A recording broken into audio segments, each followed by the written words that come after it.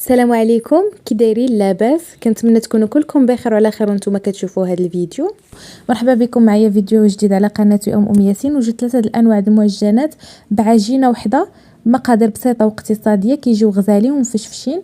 ونبداو بسم الله، توكلنا على الله وعلى النبي رسول الله. اول حاجه غادي ناخذوا 2 معالق كبارين ديال اما الخميره المعجونه ولا الخميره الفوريه. درت معاهم قشور ديال الحامضه، ودرت النكهه ديال الفاني، ودرت كاس ديال الماء وكاس ديال العصير ديال البرتقال.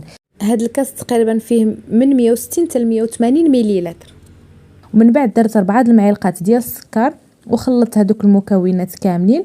خديت كاس مخلط فيه شويه ديال الزبده وشويه ديال الزيت وليت ضفتهم وخلط. ومن بعد هنايا خديت نص كيلو ديال الدقيق، غير الدقيق العادي الفرصه الرطب، وبقيت كنضيفو شويه بشويه. درت معاه كيس ديال خميره الحلويات، بقيت كنخلط بالفوي. انا كنضيف الدقيق وانا كنخلط بالفوي باش كيجي العجين مفشفش وكيجي خفيف وكيجي العجين ناجح.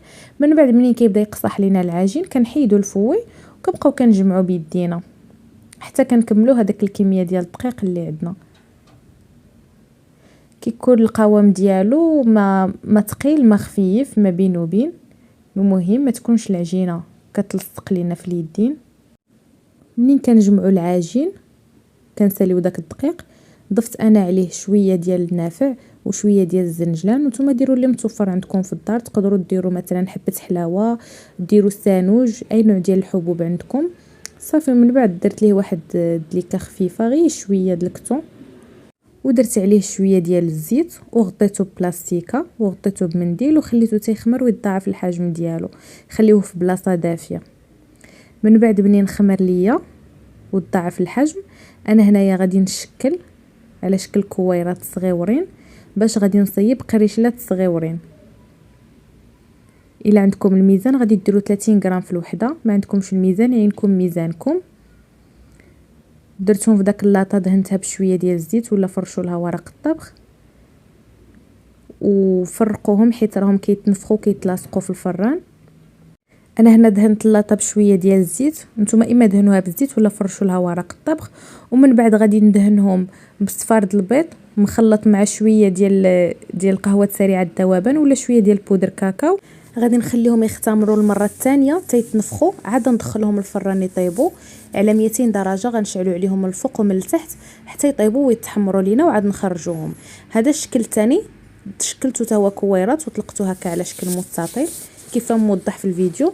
خديت شوكولاته ديال الدهن وبقيت كندير هكا شي شويه في الراس ديال داك المستطيل وبقيت كندور هكا بشكل عادي. صافي حتى هما دهنتهم وخليتهم حتى يخمروا المره الثانيه، عاد ندخلوهم الفران. هذا الشكل الثالث هو درت كويويرات بحال هكايا، طلقته حتى هو مستطيل، دورت النص ديال داك المستطيل والنص الاخر شرطته بحال هكايا ودهنتهم حتى هما ودرت من فوق منهم شويه الزنجلان وخليتهم يختمروا المره الثانيه. عاد طيبتهم نفس الطريقه باش طيبت القريشلات. منين طابوا ليا القريشلات درت لهم شويه الكونفيتور من الفوق ودرت لهم الكوك، وهذوك الخبيزات اللي فيهم الشكلاط درت لهم شويه د اللوز ايفيلي وشويه ديال السكر كلاصي. المهم تزين نتوما غادي تزينوا باللي متوفر عندكم وعلى حساب الرغبه. وما هادو من بعد ما وجدوا راهم كيجيو غزالين ومفشفشين وخفيفين للكوتي ولا الفطور بحال هكا، نبقاو نفطروا بهم في الصباح، كيجيو غزالين بزاف. الا كنتو اول مره كتشوفوني ما تنساوش تشتركوا في القناه وتفعلوا الجرس باش هكا يوصلكم كل جديد. كنتمنى يكون عجبكم الفيديو، ما كنش طولت عليكم، ونتلاقاو فيديو جديد. السلام عليكم.